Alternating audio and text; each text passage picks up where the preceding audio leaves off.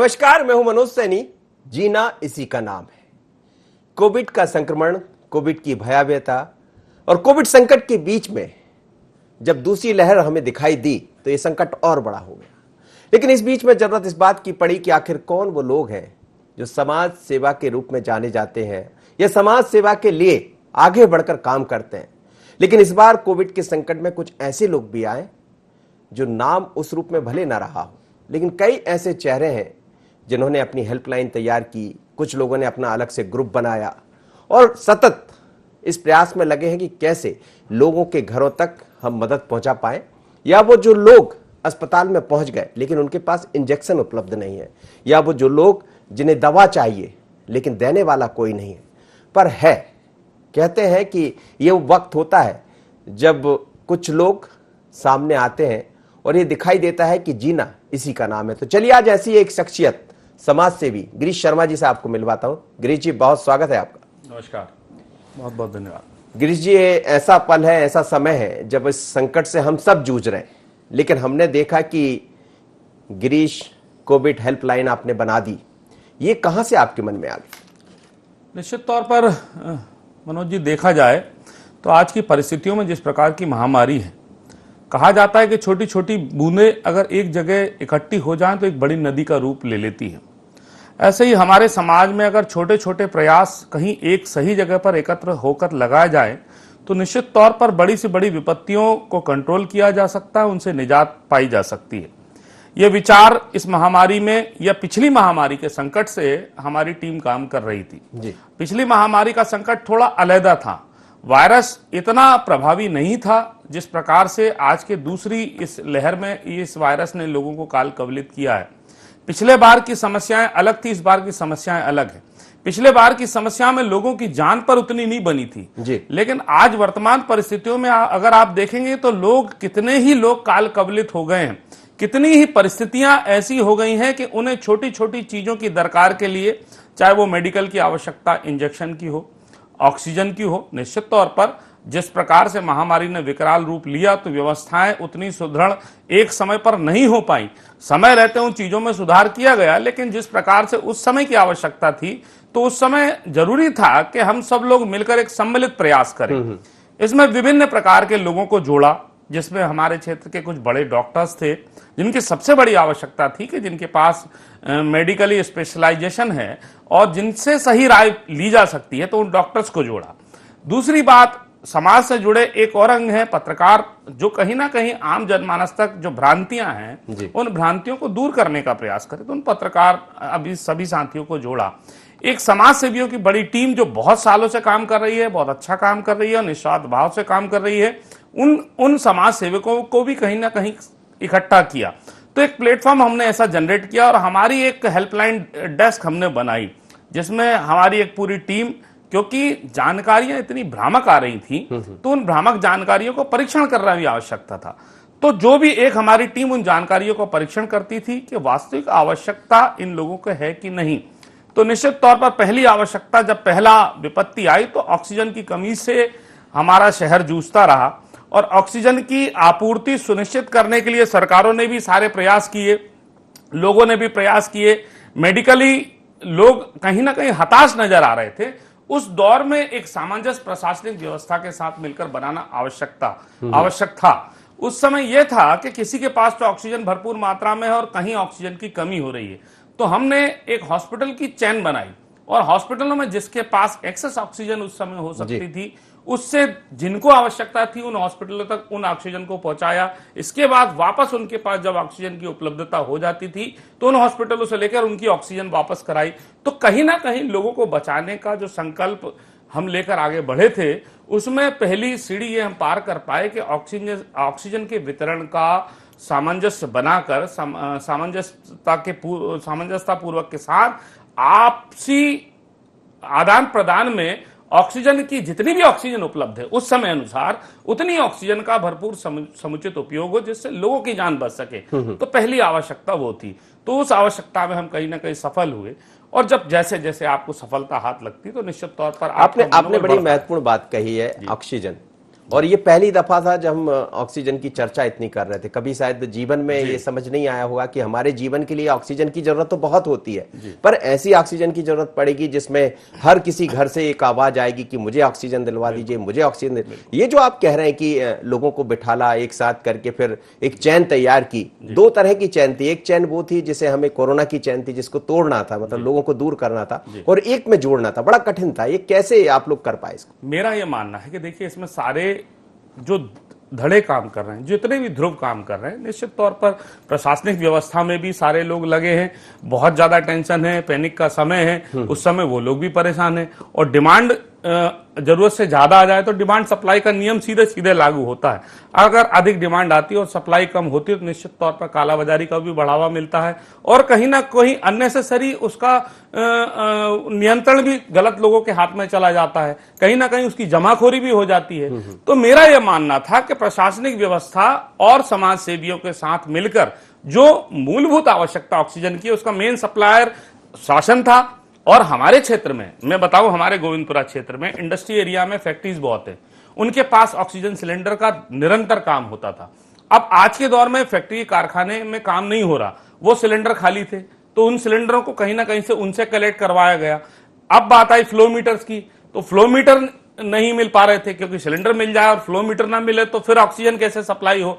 तो flow metres की भी कहीं ना कहीं से यहां से लेके बंबई तक हमारी एक टीम है, जिन लोगों ने मदद की कि जिनके पास फ्लो मीटर कहीं से उपलब्ध हो पाते थे तो उन फ्लो मीटर्स को उपलब्ध कराया।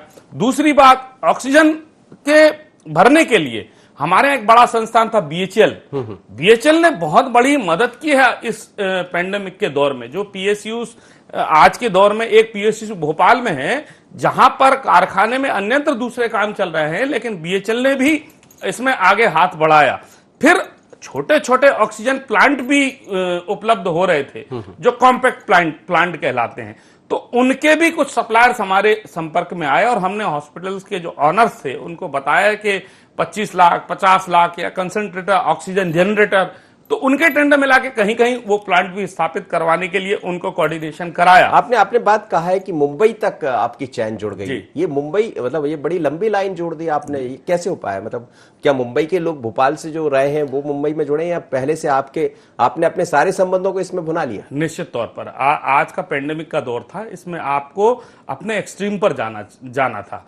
तो जितने भी संबंध थे, मेरे टीम के कुछ बहुत सारे लोग हैं जो डॉक्टर्स हैं, जो मुंबई में आज बेस्ड हो गए हैं, और बहुत से ऐसे मेडिकल इक्विपमेंट के सप्लायर्स भी हैं जिनकी चेन भोपाल से लेके मुंबई तक है। कुछ लोग प्रॉपर भोपाल के भी हैं, तो उनका कहीं ना कहीं भोपाल से लगाव भी है। तो कहीं ना कहीं उन चीजों में हमें बहुत सारी मदद मिली और उन लोगों ने हम आगे बढ़कर मदद की है। और कुल मिलाकर जो चीज अनुपलब्ध थी, कई चीजें तो ऐसी थी जो रेयर ऑफ रेयर थी, मार्केट में उस समय नहीं थी, लेकिन हमारी टीम के द्वारा वो चीज भी कहीं ना कहीं अरेंज की। रेयर की जिसकी आप बात कर रहे हैं, उसमें एक नाम था रेमडेसिविर इंजेक्शन का, और चर्चा इसमें भी खूब है कि जहां गिरीश शर्मा की टीम है वहां वो भी उपलब्ध हो गए। और ये बहुत बड़ी उपलब्धि है, क्योंकि आपने कई लोगों को ये कहा जाए कि जीवन दे दिया। जीवन देना और लेना ईश्वर के हाथ में होता है, लेकिन कई दफा हम निमित्त बन जाते हैं जब एक ठीक काम की तरफ हम बढ़ते हैं। और इसीलिए हम कह भी रहे हैं कि जीना इसी का नाम है। जी मैं आपसे मेरा यही मानना है मनोज जी। देखिए, आपने कहा कि हम तो निमित्त मात्र हैं, हम माध्यम हो सकते हैं, करने वाला ईश्वर है। निश्चित तौर पर रेमडेसिविर ने महत्वपूर्ण भूमिका इस पेंडेमिक से लड़ने में बहुत निभाई है। वो एक ऐसी दवा है जो लोग तो उसको संजीवनी भी कहने लगे थे, लेकिन रेमडेसिविर की जिस समय कालाबाजारी चरम पर थी, उस समय कहीं ना कहीं जो मेडिकल स्पेशलिस्ट लोग थे, हमने उनसे यह तय करवाया कि भाई इस रेमडेसिविर की आवश्यकता क्या आपको प्रारंभिक दौर की बीमारी में लगती है, या मॉडरेट अवस्था में लगती है, या हाई रिस्क पे अगर मरीज चला जाता तो उस समय लगती है।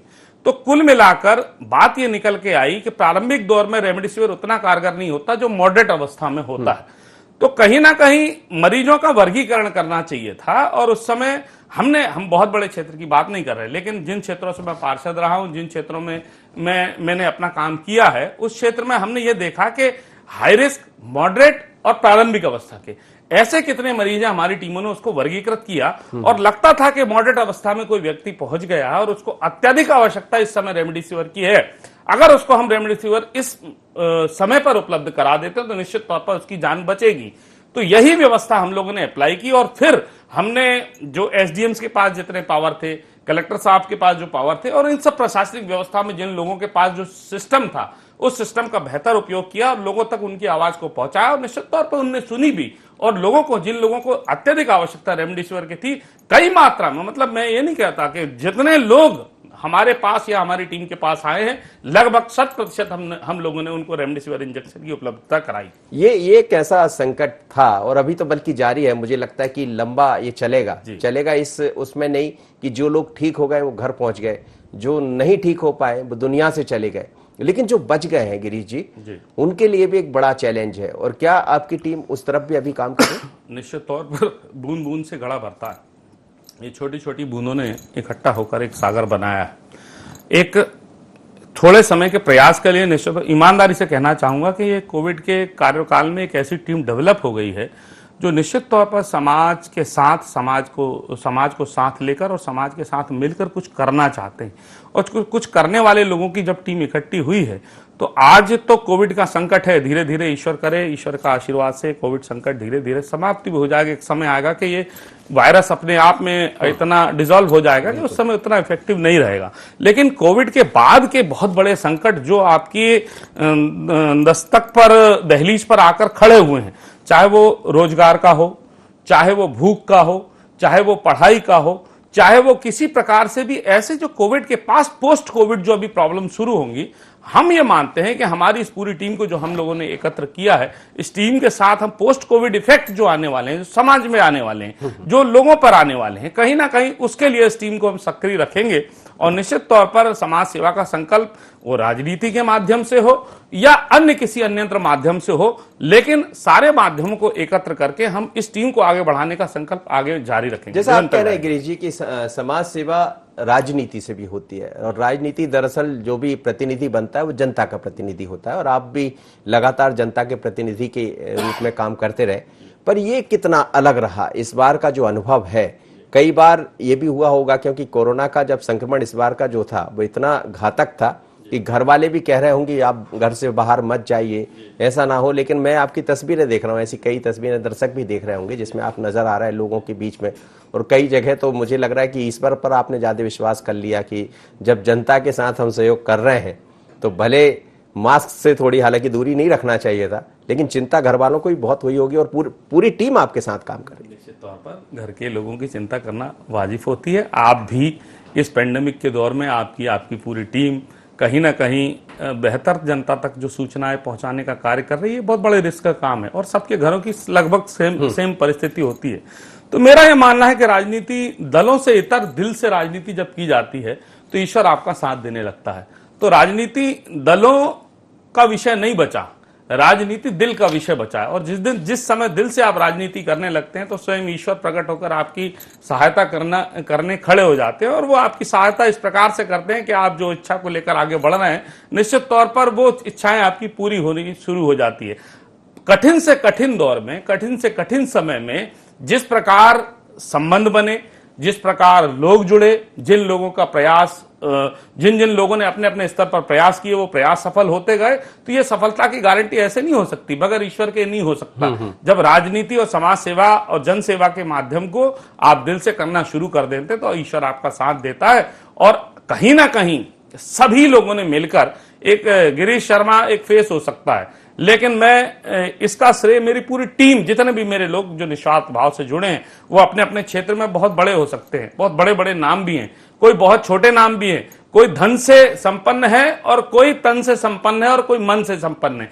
तो तन और मन, धन तीनों से संपन्न लोगों का जब एकत्रीकरण हुआ तो निश्चित तौर पर इस टीम ने बेहतर परिणाम दिया है। कहते हैं ना, एक लाइन भी आती कि तन मन धन सब है तेरा, स्वामी सब कुछ तेरा। तो आपने सब कुछ अर्पित कर दिया, लेकिन इस अर्पण करने में कई बार जब धन की बात आती है तो इसमें कोई शक नहीं है, लोग सवाल 50 खड़े करते रहे, लेकिन बिना धन के भी चीजें संभव नहीं। और खासकर रेमडेसिविर आपको उपलब्ध कराना है या ऑक्सीजन की व्यवस्था करना है, क्योंकि जो पेंडेमिक हम देख रहे थे, जहां व्यक्ति अपने बिस्तर पर है, और कई घर तो ऐसे भी आप लोग ने देखे होंगे जहां कोई करने वाला नहीं होगा, यानी आपको आगे बढ़कर उनके लिए करना पड़ा होगा। बिल्कुल इस समय पेंडेमिक का दौर है और अर्थतंत्र की आवश्यकता तो हर व्यवस्था में होती है। और आज के वर्तमान परिदृश्य में आप देखें रुपए का जितना अवमूल्यन हुआ है, लोगों के पास करोड़ों रुपए हो रहे हैं लेकिन वो अपने व्यक्ति की जान नहीं बचा पा रहे। महत्वपूर्ण। तो ये बड़ी महत्वपूर्ण सी घटना थी, इसने सबको हिलाकर रख दिया। ये भावना जो धन संपन्न लोग हैं कहीं ना कहीं उनके मन में भी आई कि आज हमारे पास पैसा होते हुए हम अपने परिजनों को नहीं बचा पा रहे, पैसा लेकर सामने खड़े हम हॉस्पिटल में बेड नहीं दिलवा पा रहे, पैसा लेकर हम सामने खड़े हम दवाई उपलब्ध नहीं कर पा रहे। तो कहीं ना कहीं रुपए का जिस प्रकार से अवमूल्यन हुआ है, लोगों के मन में यह भाव तो दूर हुआ है कि पैसा ही सब कुछ नहीं, पैसा मतलब ईश्वर नहीं हो सकता। जी जी। तो कुछ लोग इस भावना से आगे भी आते हैं और आ भी रहे हैं, बहुत सारे लोग काम कर रहे हैं, हम ही नहीं, बहुत शहर में, देश में, प्रदेश में बहुत सारे ऐसे कुबेर हैं, लक्ष्मीपुत्र हैं जो काम तो करना चाहते हैं लेकिन उनके पास एक साधन जो पैसा है और लेकिन काम करने वाले लोगों की टीम नहीं है। तो अगर इसका सामंजस्य सही से बिठा दिया जाए तो सरकारों को भी ने भी बहुत काम किया है। जैसे अब बहुत सारी कंपनियां जिनका सीएसआर फंड है, अब सीएसआर में करोड़ों रुपए की राशि है, अगर उस सीएसआर फंड को हम बेहतर तरीके से अब हेल्थ इंफ्रास्ट्रक्चर को डेवलप करने में लगा दे तो निश्चित तौर पर ऐसा पेंडेमिक जो आज भोगा है ये कहीं ना कहीं एक बहुत बड़ी सीख भी देके जा रहा है। ये दल से दिल की राजनीति जो आप कह रहे हैं, एक राजनीति दल की होती है, एक दिल की राजनीति होती है, लेकिन गिरीश शर्मा को दल से दिल की राजनीति तक पहुंचने में वक्त लगा या शुरुआत से मन में आपने सोच रखा है कि मुझे राजनीति करना है तो दल से लेकर दिल तक की करना है? बहुत छोटे समय से राजनीति की है, पार्षद रहते रहते 10 साल काम किया है। और जो राजनीति की पहली सीढ़ी होती है जो प्रशासनिक व्यवस्था में जब हम इंटर करते हैं तो वो पंच, सरपंच, पार्षद या इलेक्टेड जब पहला मौका आता है तो वो आम जनता से जो डायरेक्ट कनेक्शन होता है, छोटी सी छोटी समस्याओं को या इवन मैं कहूंगा कि पारिवारिक झगड़े भी सुलझाने आपको खड़े होना पड़ता है, आपसी कलह जो पारिवारिक होती है उसको भी सुलझाने आपको खड़ा होना पड़ता है। तो जब ऐसा कनेक्शन नीचे जनता से बनता है तो लगता है कि एक परिवार के रूप में हम काम कर रहे हैं। और जब वो परिवार आपके सामने मुसीबत में खड़ा दिखता है तो वो अपेक्षाओं से आपकी तरफ देखता है और कहीं ना कहीं उसकी अपेक्षाओं की पूर्ति जब आपको करने का संकल्प लेकर आगे बढ़े और उसको आप करते हो तो निश्चित तौर पर ऐसा लगता है कि दलों से बढ़कर कहीं दिल की राजनीति खड़ी हो जाती है। लेकिन चाहने वाले बहुत होते हैं कि मुझे भी ये मिल जाए, मान लीजिए रेमडेसिविर की आप बात करिए, ऑक्सीजन की आप बात करिए, सबको देना तो मुझे भी नहीं लगता, लेकिन आप लोग ने जो चैन तैयार की उसके कारण लोगों तक आप पहुंच भी गए। लेकिन जब कुछ लोग ऐसे छूट जाते होंगे तो ये बड़ा संघर्ष का विषय रहता होगा राजनीति, और खासकर राजनीति को जब आप समाज सेवा में तब्दील कर दे जैसा आप कर रहे हैं। जी बिल्कुल, ऐसा कई समय आया है, कई लोगों की हमने 3-3, 4-4 बजे रात तक हमारी टीम लगी रही, मदद करने का पूरा प्रयास करते रहे, कहीं ना कहीं हम उनको कहीं एडमिट भी करा पाए, लेकिन कई केस ऐसे हुए जिसमें हम उनकी जान नहीं बचा पाए। उस समय मन टूटा भी, मन कचोटा भी और पूरी टीम को कहीं ना कहीं एक हताशा सी भी देखने में आने लगी। तो परिस्थितियां तो विकट थी, विपरीत थी। इन परिस्थितियों से भी जूझते हुए कहीं ना कहीं जीवन की इस धारा को निरंतर बहते रहने के लिए एक संबल की आवश्यकता होती है। उस संबल वो ईश्वर प्रदान करता है, वो आपकी टीम प्रदान करती है, आपके साथी प्रदान करते हैं। तो जो लोग ठीक हो जाते थे उनसे एक खुशी भी मिलती थी। तो इन दोनों चीजों का, सुख और दुख का सम्मिश्रण जब हुआ तो एक नए अनुभव ने जन्म लिया। उस नए अनुभव ने हम सबको एक संबल प्रदान किया।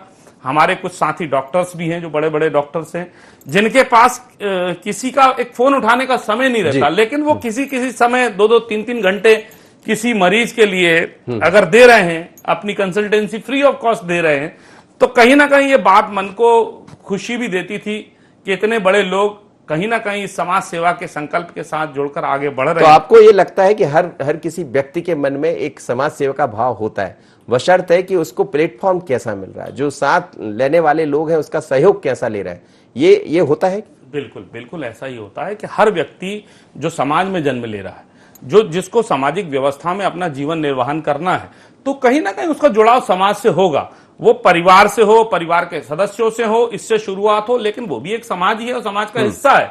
तो कहीं ना कहीं हर व्यक्ति के मन में कुछ ना कुछ करने की इच्छा है और सभी लोगों ने बहुत अच्छा काम किया है। मैं किसी पे आरोप और किसी पे प्रत्यारोप नहीं कर रहा। सभी लोगों ने अपना 100% देने का प्रयास किया है, चाहे वो प्रशासनिक व्यवस्था के लोग हो, पुलिस के लोग हो, डॉक्टर्स की टीम हो, नर्सेस का स्टाफ हो, पैरामेडिकल स्टाफ हो, और भी हमारे नगरीय निकाय के लोग, छोटे से छोटे लोग जो आपके घर का कचरा उठाने अगर सुबह आ रहा है इस पेंडेमिक के दौर में, तो ये बहुत बड़ी बात है। और कहीं ना कहीं उस वाल्मीकि समाज को हम सब प्रणाम करते हैं कि जिन्होंने, और अब आप देखेंगे शमशान घाट में जब लाशों का अंबार लग रहा था, तो शमशान घाट पे जो दाह संस्कार करने वाले लोग हैं, कहीं ना कहीं उनकी परिस्थिति को, हमने कई ऐसे परिजनों का दाह संस्कार किया जिनका कोई नहीं था।